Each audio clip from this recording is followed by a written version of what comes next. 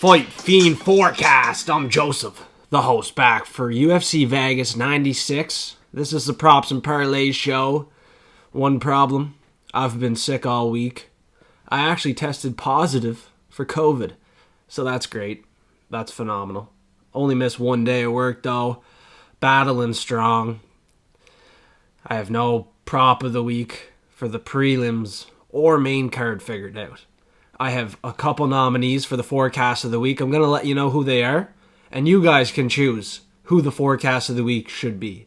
We got a lot of nominees, a lot of good options. Frank Bush, he just commented, I think it was yesterday night, and he was saying Baby Shark by a decision. Plus money there, his most confident prop on the entire event at the Apex, Dana White's backyard. He's going Baby Shark against Angela Hill in a co-main event spot. I totally agree. I think that's a good nominee for forecast of the week. We got some other big guys giving their most confident prop and plus money. We haven't seen some of these big players before. We got two happy campers, and there's not two of them. I think it's just one person commenting here. His name's Two Happy Campers. He has a PFL UFC crossover here. Musayev, Kizrayev,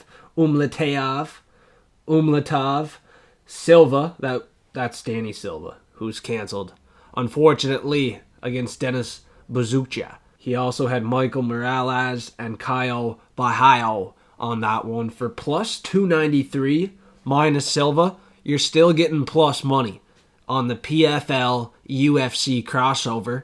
If you're on Instagram, Twitter, X, whatever you want to call it, following the Fight Fiend forecast, I just posted my PFL official betting card. I have 5 bets tonight.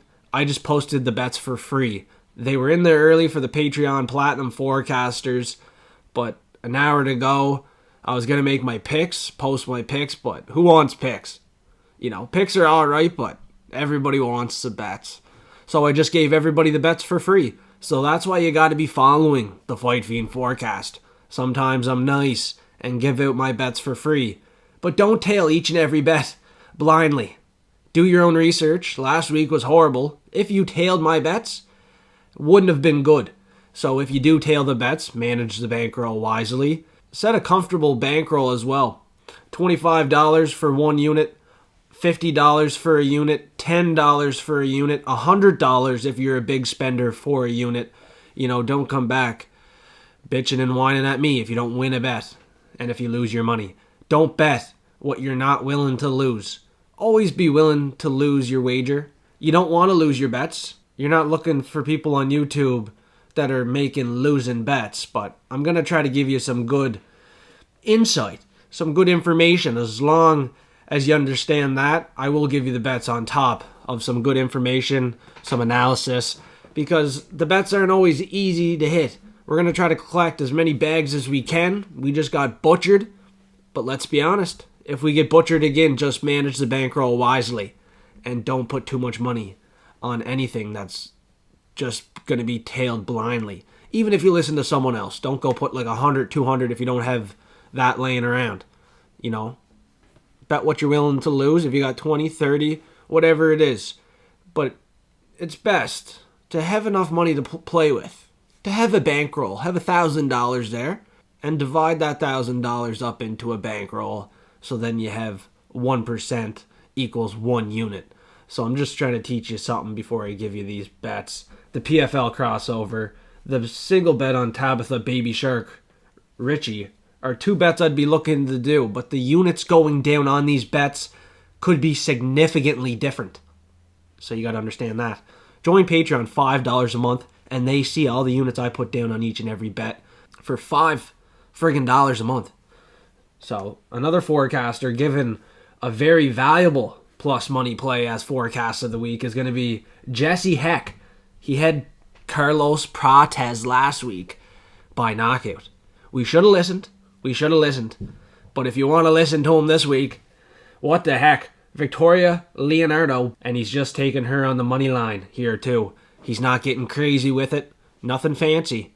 Just an $8 underdog to win. If it hits, you might want a little small wager on it. It doesn't even have to be a full unit play. It could be a half unit, quarter unit. This 8-1 underdog could seriously have a chance.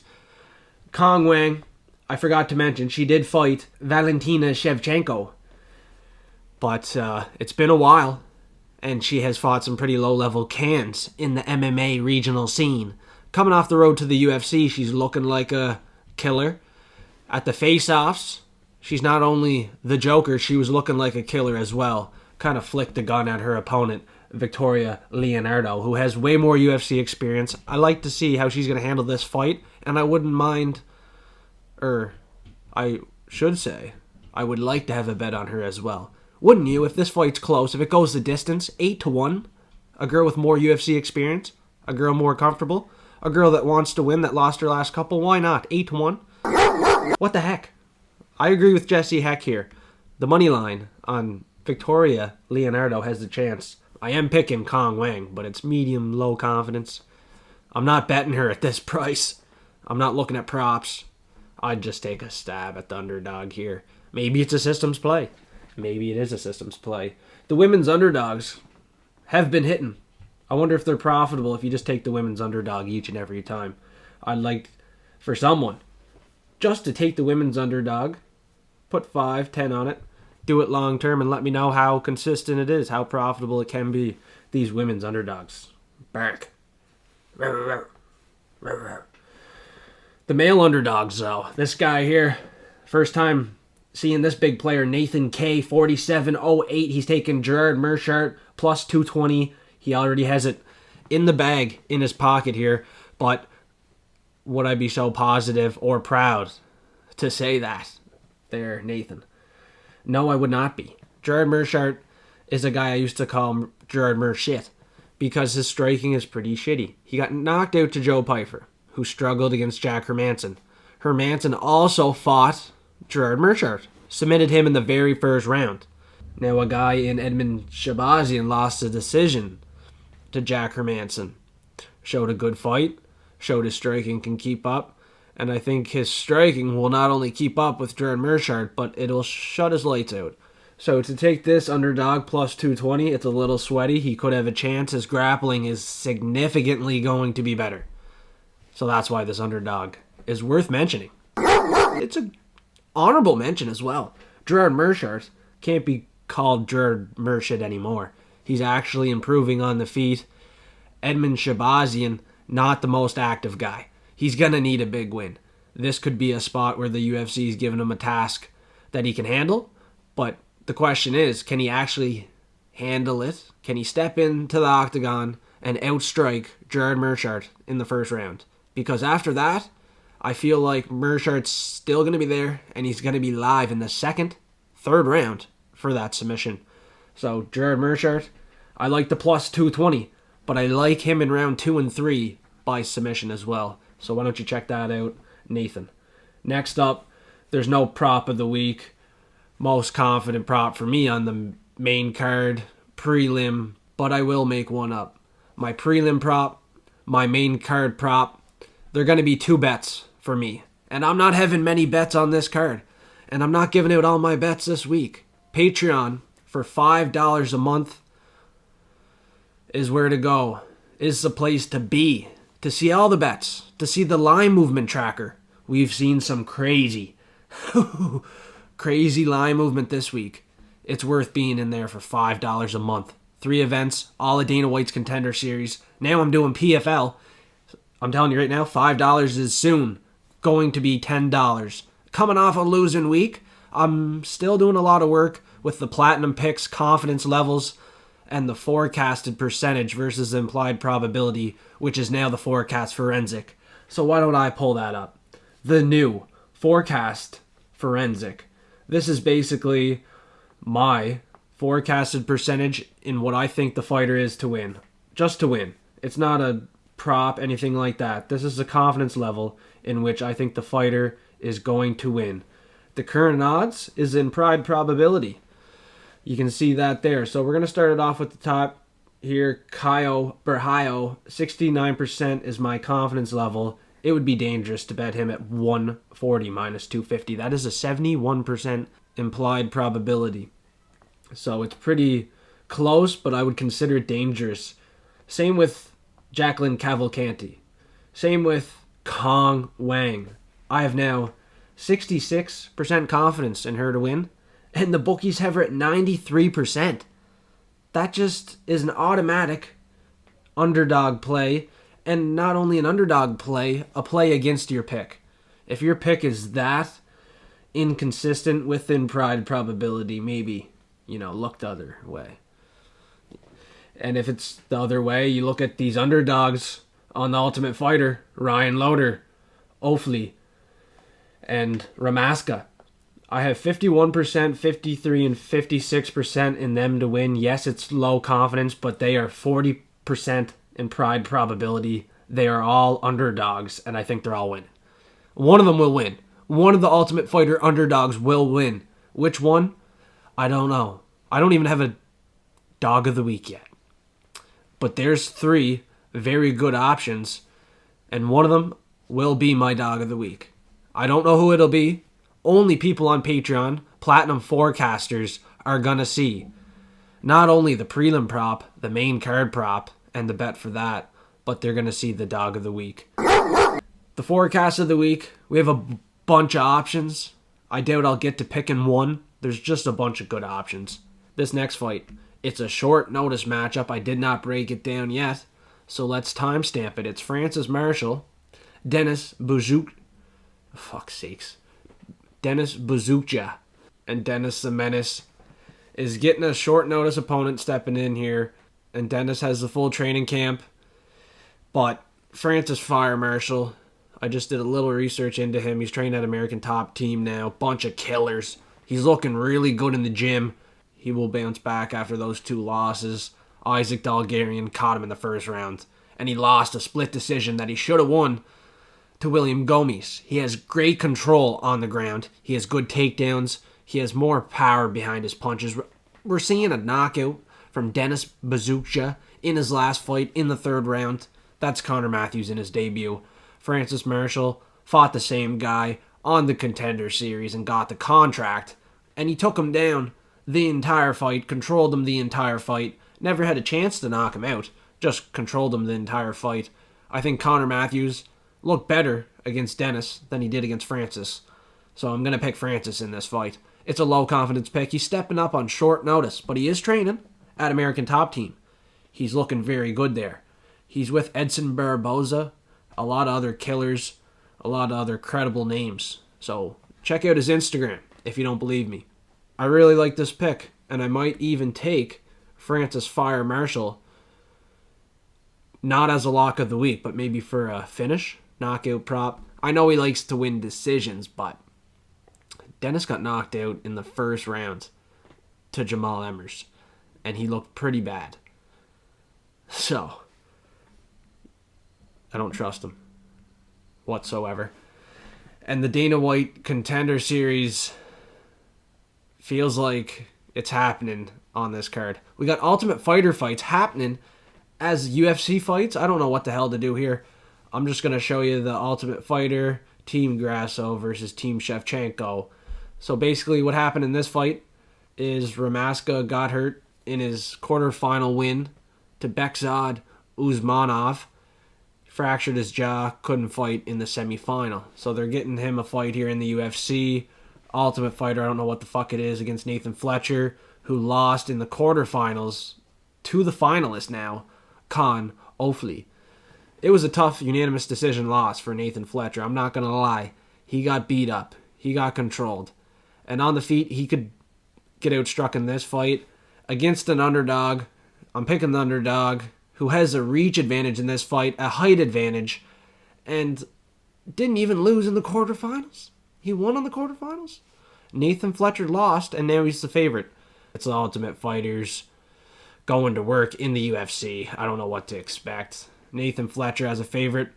100% don't trust it. He got hurt in his quarterfinal fight as well, and when you see them face off, the dude has a couple wounds on his arm.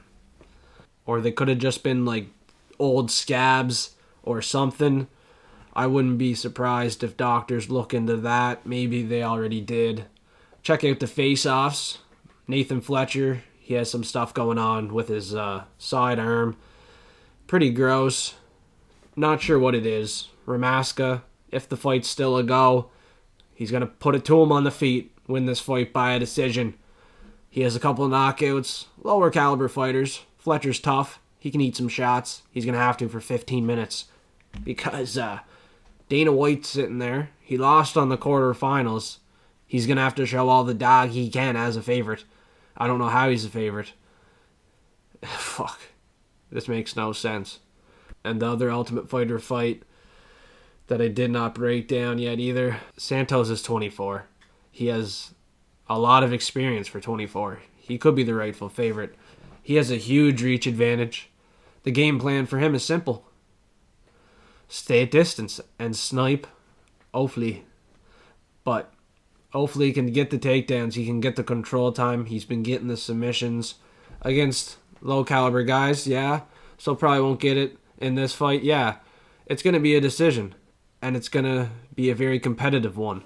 Like I think each and every fight will be. Which is an Ultimate Fighter fight on this fight night. I'm not even going to call these UFC fights yet. These are pretty low level fights. These are still like Ultimate Fighter house fights.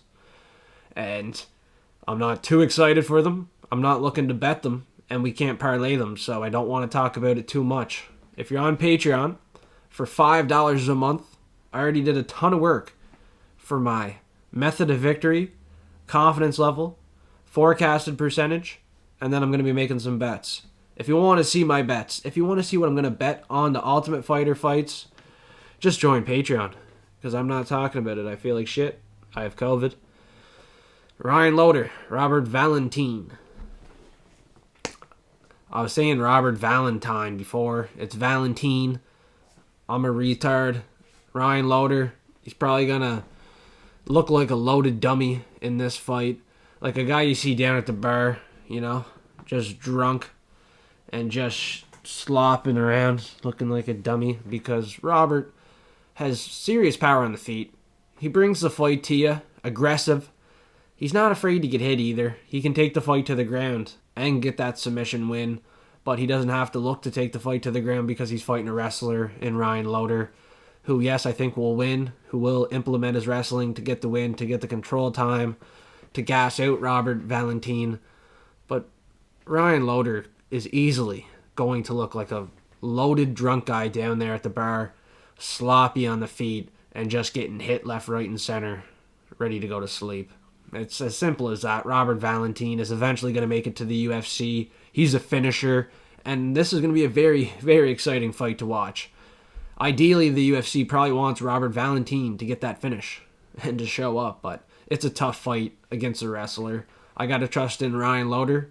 His cardio, his training partners should be the reason why he gets this win. He has great training partners. He has a great cardio, and based off that, he should not get finished. He should keep it safe. Maybe get a finish of his own. He has a couple good finish wins, but both these guys have fought low-caliber fighters. Everybody that's on the Ultimate Fighter has fought some pretty low-caliber fighters, so let's not get too high on these picks.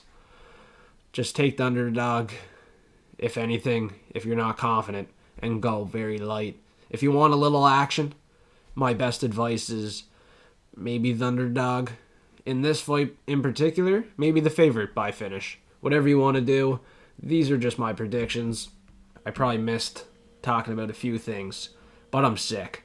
I didn't have much time to look over my notes, make up the props, or anything like that. So, I'm sorry. UFC Vegas 97 on September 7th is going to be much better because it is my birthday. September 7th, I got a fight night. Gilbert Burns, Sean Brady. I've already been working on it. I'm already working ahead because this week is a sweaty week. It's a tough week to predict, to bet, to have confidence in. So fuck it. I'm going to start working at next week. I'm going to start looking at Dana White's Contender Series, and I posted some PFL bets on Instagram, on X, so follow me on all platforms. Okay, so if you're not getting enough out of these YouTube videos, I'm on Instagram, I'm on Twitter, X, TikTok, get after it. Give me a follow. I really appreciate that. I appreciate everybody dropping a comment below. It goes a long way as well. I'm sure a lot of people are going to say, I hope you get better, or mention something about the COVID, but it is what it is. Let's have some fun, Fight Fiends and Forecasters. I hope you enjoyed the show. I made it pretty dry. I'm not going to lie.